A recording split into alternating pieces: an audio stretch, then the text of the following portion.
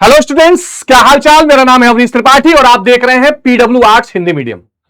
मेरे प्यारे स्टूडेंट्स, आप लोगों ने अभी अभी देखा होगा कि कैसे बोर्ड 2026 में शानदार रिजल्ट लाकर बहुत सारे बच्चों ने टॉप किया और हमने उन्हें सम्मानित भी किया। और अब आप भी यूपी के, बिहार के, मध्य प्रदेश के, हरियाणा के, छत्तीसगढ़ के, झारखंड के किसी न किसी स्टेट में या दिल्ली के स्टेट में बैठकर यह सपना देख रहे होंगे कि मैं ऐसा क्या करूं कि मैं अगर जून से लग जाऊं तो मैं एक टॉपर बन जाऊं। प्यारे स्टूडेंट्स, टॉपर और सामान्य स्टूडेंट्स में बहुत अंतर नहीं होता। जो उसमें बेसिक अंतर होता है वो होता है सही तैयारी की और सही शुरुआत की।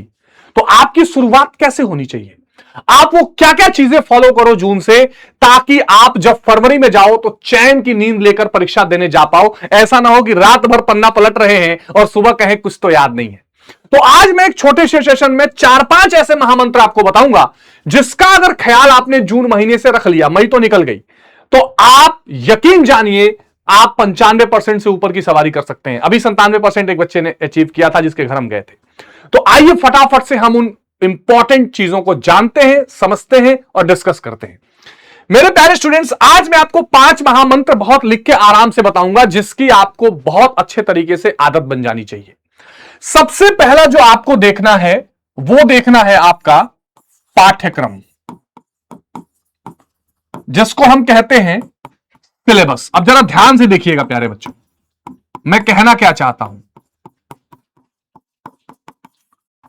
देखो, कई बार क्या होता है, हम दुनिया भर के प्यारे बच्चों गाइड बुक, दुनिया भर की वीडियोस, दुनिया भर की सलाह इधर उधर से लेते रहते हैं और एक्चुअल में हमारा सिलेबस क्या है, हमें पढ़ना क्या है, हमें पता ही नहीं होता।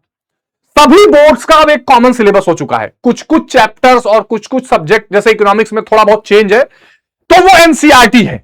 आगे बात समझ में, एनसीईआरटी भी मतलब है एनसीईआरटी इकोनॉमिक्स में भी, पर 11th 12th में किताबें अलग अलग हो गई हैं। यानी अब आपको अच्छे तरीके से अपने पाठ्यक्रम, अपने सिलेबस की जानकारी और एनसीईआरटी पर फुल कमांड बनाना है। आपको क्या लग रहा है आप दिसंबर में जाके एनसीईआरटी पढ़ लेंगे?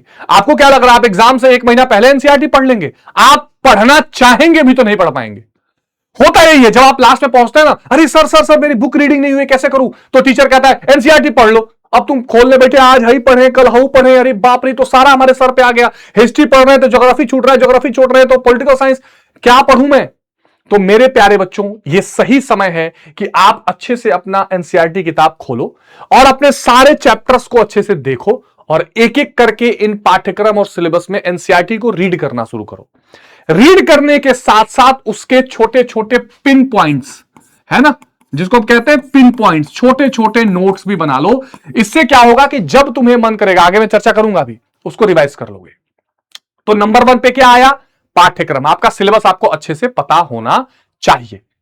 दूसरा, बहुत जरूरी है कि आपका एक स्मार्ट टाइम टेबल हो। Smart time table. अब देखिए ये क्या है, होता क्या है, हमको लगता है बस जून आ गया, अब कल से पढ़ाई शुरू। कब कब पढ़ोगे? 10 बजे पढ़ रहे हैं, नींद आ रही है। 12 बजे सर, सुबह 8 बजे सर स्कूल जाना है, शाम को सर खेलने भी जाना है, सर वो रिश्तेदारी में भी जाना है, एक शादी है, सर अरे ये तो टाइम ही बीत गया, पता नहीं चला। आपको कई बार लगता होगा अरे कब दिन बीत गया, पता ही नहीं चला। नहीं नहीं नहीं, आपका एक स्मार्ट टाइम टेबल होना चाहिए। जो स्मार्ट टाइम टेबल प्यारे बच्चों, उसमें यह हो कि आप अपने स्कूल को भी मैनेज कर रहे हो, आप अपने ऑनलाइन क्लासेस को भी मैनेज कर रहे हो और साथ में अपने लिए समय बचा पा रहे हो। तो अब उससे होगा क्या, आपकी चीजें क्लियर रहेंगी। जब आप पॉलिटिकल साइंस पढ़ने बैठोगे तो आपको हिस्ट्री की याद नहीं आएगी। जब आप हिस्ट्री पढ़ने बैठोगे तो आपको ज्योग्राफी की याद नहीं आएगी। क्यों? क्योंकि आपने मान लीजिए अगर 1 हफ्ते का टाइम टेबल बना लिया है तो उसमें आपने फिक्स कर दिया है कि इस दिन मैं हिस्ट्री की रिवीजन करूंगा, इस दिन पॉलिटिकल साइंस का करूंगा, इस दिन ज्योग्राफी का करूंगा, इस दिन इकोनॉमिक्स का करूंगा। तो आपका दिमाग आपको उलझाएगा नहीं, फंसाएगा नहीं। जैसे ही आप पॉलिटिकल पढ़ोगे और हिस्ट्री की याद आएगी, कहोगे कोई बात नहीं, उसके लिए अलग दिन रखा हुआ है। उसके बाद आपको अपने दिन के बारे में अच्छे से पता होगा और आपके परिवार वालों को भी पता होगा भाई इसका तो टाइम टेबल फिक्स है, इस समय इसको छेड़ना नहीं है। उसके दोस्तों को भी पता होगा इस समय इसको छेड़ना नहीं है, पढ़ रहा होगा। तो अगर आप टाइम टेबल से अपना नहीं पढ़ोगे और उस टाइम टेबल के साथ आपका लक्ष्य भी होना चाहिए, टारगेट, कि भैया मुझे इस टाइम टेबल के अनुसार इतने दिन में, इतने पॉइंट में ये चीजें खत्म करनी है, तो आपको क्या होगा, एक अच्छे से एक खाका दिख पाएगा, एक अच्छे से प्यारे बच्चों आपके सामने उसका एक पिक्चर दिख पाएगा। ये एक बहुत इंपॉर्टेंट चीज है। तीसरे नंबर पर क्या है? तीसरे नंबर पर है प्यारे बच्चों, तीसरे नंबर पर है PYQ यानी कि पिछले वर्ष के सवाल। अब ये देखो कितना इंपॉर्टेंट है। यूपी बोर्ड 85%, सीबीएसई बोर्ड घुमा फिरा के 50%, बाकी बोर्ड्स कम से कम 75 से 80%, बिहार बोर्ड 85%। क्या? पीवाईक्यू। जब आप क्वेश्चंस को देखोगे, 10 साल के क्वेश्चंस उठा लो और उनको देखना शुरू करो, आपको दिखाई देगा कि 70 से 80% जो क्वेश्चन है वो पिछले साल के पेपर से आया हुआ है।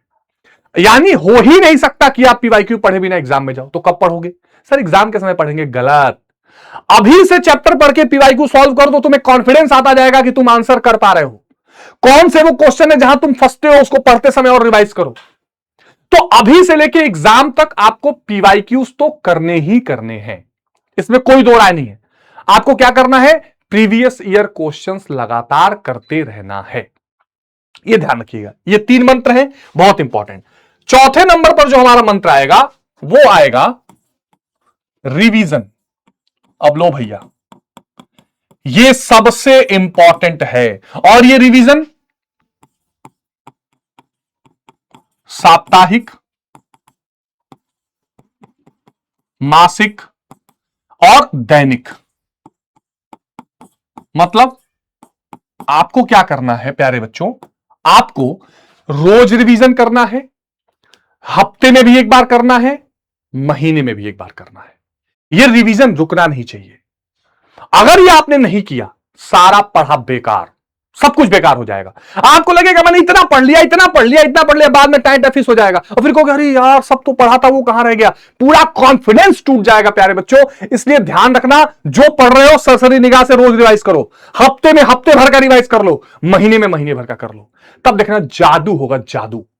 ये मैं आपको पूरा अनुभव झोंक के बता रहा हूं। ये जून से कर लेना, बाद में फरवरी में सर जी थैंक यू करते हुए नजर आओगे, क्योंकि फरवरी में सब रो रहे होंगे और तुम मस्ती में खो रहे होगे, क्योंकि तुम्हारा सब कुछ तैयार रहेगा। तुम्हें लास्ट मोमेंट का रिवीजन नहीं करना पड़ेगा। भागम भाग रिवीजन तो करोगे, भागम भाग नहीं करनी पड़ेगी।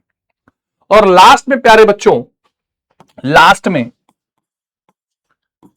स्वमूल्यांकन, ठीक है, उत्तर लेखन। देखो, आप कितना भी पढ़ लीजिए, कितना भी रिवाइज कर लीजिए, क्या आप असल में, आपने देखा होगा जब आप क्रिकेट मैच खेलते हैं तो अपने बरामदे में प्रैक्टिस करते हैं, फिर अपने घर के दरवाजे के सामने प्रैक्टिस करते हैं, फिर एक दिन मैच रखा जाता है कि देखिए मैच खेल के हम प्रैक्टिस कर पा रहे हैं कि नहीं, फिर फाइनल में आप खेलने जाते हो। आप कितना भी पढ़ लो, लेकिन एक रियल टाइम अपना निरीक्षण कराओ। इसमें सब कुछ आ जाता है। इसमें आप मॉक टेस्ट दो, इसमें आप टेस्ट दो, ठीक है, इसमें आप खुद आंसर लिख के चेक करो कि कितना सही आ रहा है, दूसरे से चेक कराओ। यानी आपको उत्तर लिखते रहना पड़ेगा, क्वेश्चन पेपर को बार बार सॉल्व करते रहना पड़ेगा, लोगों से, गुरुजी लोगों से, हम लोगों से, जिससे भी मौका मिले चेक करवाते रहना पड़ेगा कि आप कितना बैठ रहे हो। जितने भी टेस्ट हो रहे हो, जितने भी प्यारे बच्चों मॉक कहीं उपलब्ध हो रहे हो, ये सारी चीजें आपको करती रहनी पड़ेंगी। मेरे प्यारे बच्चों 50 चीजें आपको बताई जा सकती हैं, लेकिन मैं आपको दावे के साथ बता रहा हूं, अगर इस 5 चीजों को आपने कर लिया तो जो टॉपर हमने पिछली बार दिया है उससे 1000 गुना ज्यादा टॉपर इस बार भी आएंगे। ये बस 5 चीजें करके देखो, ज्यादा नहीं। तुम अवनीश सर की बात मत माना। अवनीश सर मैं आपकी बात क्यों मानूं? बेटा 1 महीना करके देखो इस चीज को, जितने चैप्टर क्लियर हो गए, अगर उसमें टॉप में करने लग जाओ ना तो छोड़ देना, लात मार देना मुझे, मेरी सलाह को। तो मेरे प्यारे स्टूडेंट, ये सलाह आप एक बार फॉलो करके देखिए। यानी एक बार आप पूरे सिलेबस को अच्छे से समझ लीजिए, एनसीईआरटी को पढ़ के अच्छे अच्छे पिन पॉइंटर नोट बनाइए, एक टाइम टेबल आप तय कर लीजिए कि मुझे कैसे पढ़ना है। भले हफ्ते में 2 दिन खुद को छुट्टी दे दो, मत पढ़ो, लेकिन 4 दिन का फिक्स रहना चाहिए भाई। 1 दिन का ऐसा ही फिक्स रहना चाहिए कि क्या पढ़ना है, कब पढ़ना है, उससे भटकोगे नहीं। पिछले सालों के सवाल बहुत सारे आते हैं प्यारे बच्चों, पब्लिकेशन की किताबें प्रीवियस ईयर वाली आती हैं, उनको लेके हर चैप्टर का सवाल देखो कैसा पूछा जा रहा है। उसके बाद प्यारे बच्चों दैनिक, साप्ताहिक और मासिक, ये रिवीजन आपका रहना चाहिए। और उत्तर लिखो, खुद को मूल्यांकन करो। मेरे प्यारे बच्चों, इसको आप फॉलो करके देखिए, आपकी पढ़ाई बेहद आसान बन जाएगी और आप जीवन में केवल यही नहीं, 12th ही नहीं, यूपीएससी लेवल के एग्जाम भी अगर आप देंगे तो उसमें सफलता पाएंगे। तो आइए अब हमारे साथ आप जुड़े रहिए इस चैनल पर। मैं अवनीश त्रिपाठी अपनी पूरी टीम के साथ आपका बिल्कुल वेलकम करता हूं और पूरे साल आपके साथ हम लोग बने रहेंगे और आपकी पढ़ाई को बेहद आसान बनाएंगे। तो चाहे आप 11th की तैयारी कर रहे हो या 12th की तैयारी कर रहे हो, आपके लिए यह बेहद खास वीडियो था। अपने कमेंट में जरूर बताइएगा कि ये स्ट्रेटेजीज आपको कैसी लगी और इसमें अगर आपको कोई डाउट हो तो उसको भी लिखिएगा। जय हिंद, जय भारत, टेक केयर।